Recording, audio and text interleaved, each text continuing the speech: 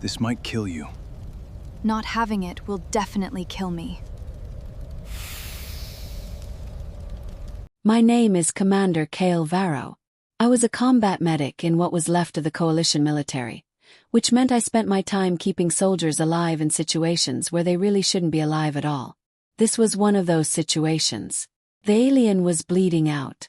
Not from a wound, there was no wound. Which was the problem. I'd found her 3 hours earlier in the ruins of Research Station 7.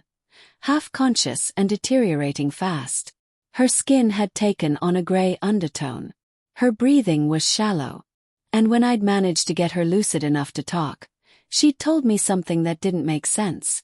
The exposure was complete, she'd said. The virus has already adapted to my biology.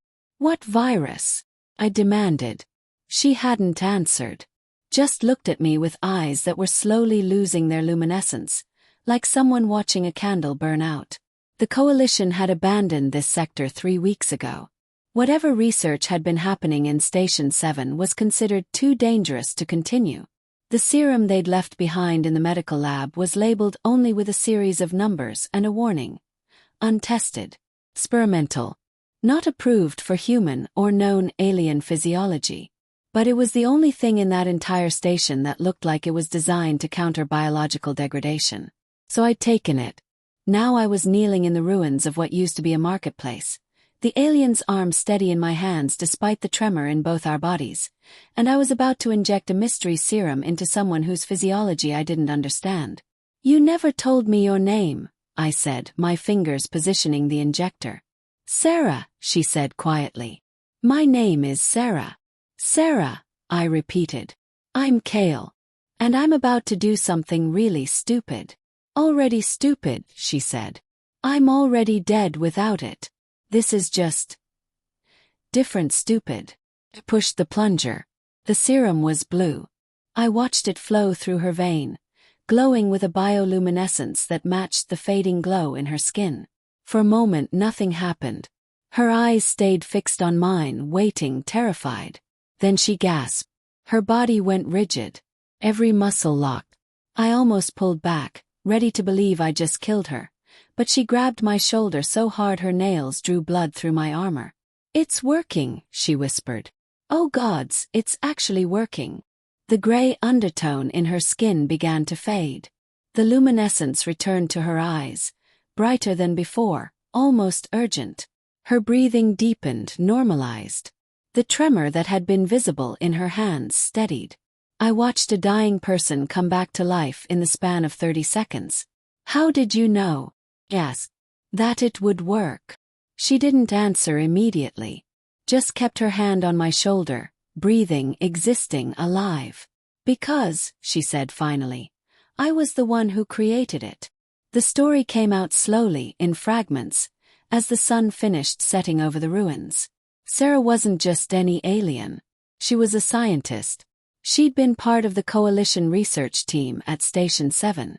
They'd been studying something classified, something dangerous enough that when the contamination happened, it happened all at once. There was an organism, she explained. Not a virus, not in the traditional sense. Something between organic and technological. It was supposed to be contained. It wasn't. "And it infected you," I said. "It infected everyone," she said. 7 scientists in the lab. 7 people who understood what we were dealing with and knew there was no cure. What did the others do? I asked. Her expression went cold. They chose containment over hope. They sealed the lab and activated the facility's self-destruct mechanism. I understood then. The 7 people in that lab hadn't just died. They'd been killed. Deliberately. By their own command structure, to prevent whatever that organism was from spreading. "But you survived," I said. "I ran," Sera said. "Before the explosion.